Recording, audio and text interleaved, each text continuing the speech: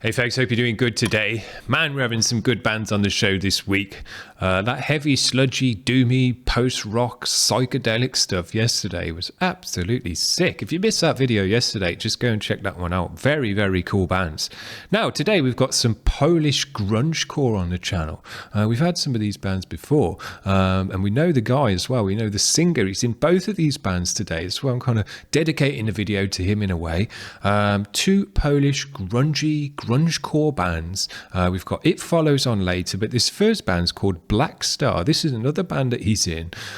He's doing the singing and stuff. I'm pretty sure they're a grungy type band. The track is called That's the Spirit, so let's check it out, see what it sounds like.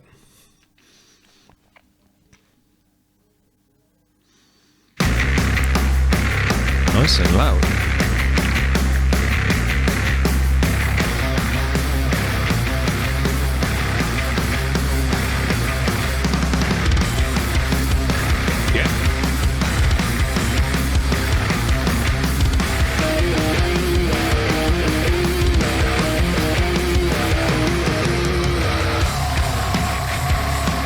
Cool. Man, look at that stereo. Totally filled. Super loud, punchy mix.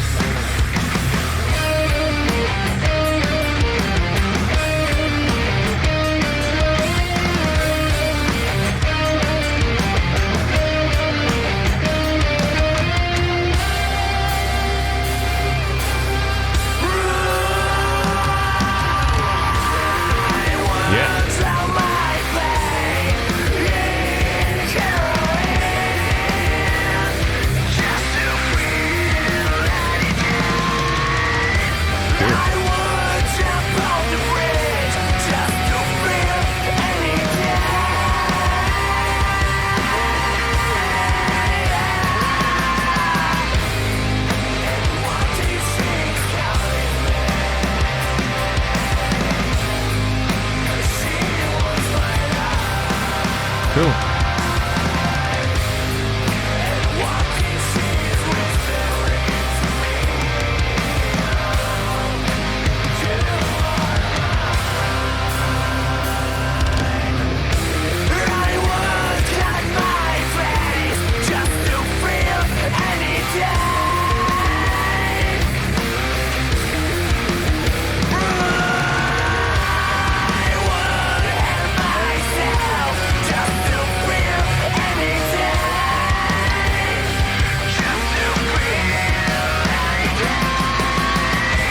Great drumming.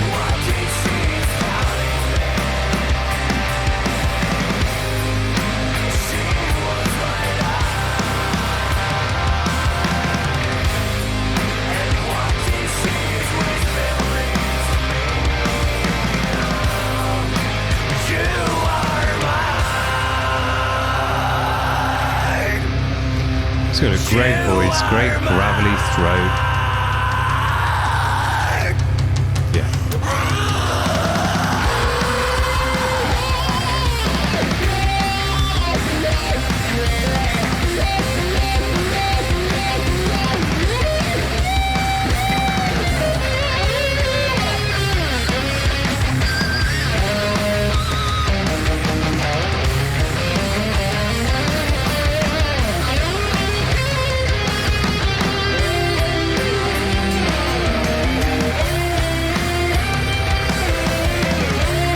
Drummer's really working it out nicely.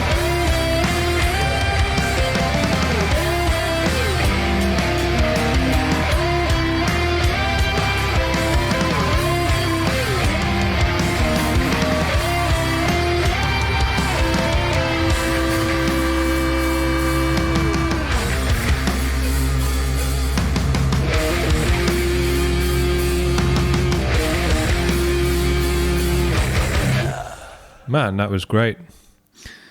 Really, really great. Such a great mix as well. Geez, that was so loud, so wide, so punchy. Just came across in such a wall of sound and bigness and fatness to it. Absolutely great. Big washy cymbals in the high end as well. Really dope. Had a cool groove to it as well, you know. Dun-dun-dun-dun.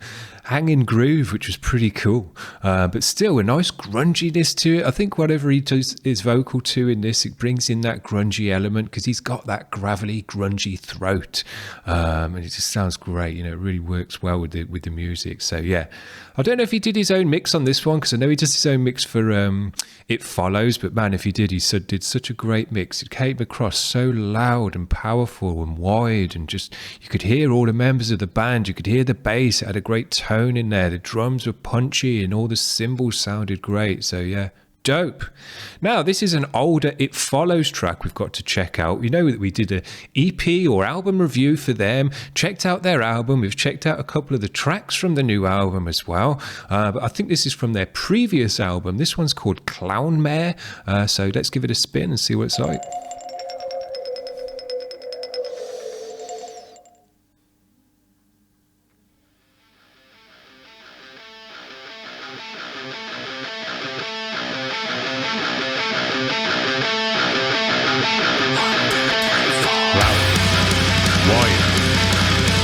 This stereo and you look at the last stereo, they're both the same, so I'm going to guess that he did the mix on the last one as well. This guy does a great mix. He knows how to boost it and make it wide, make it loud. Yeah.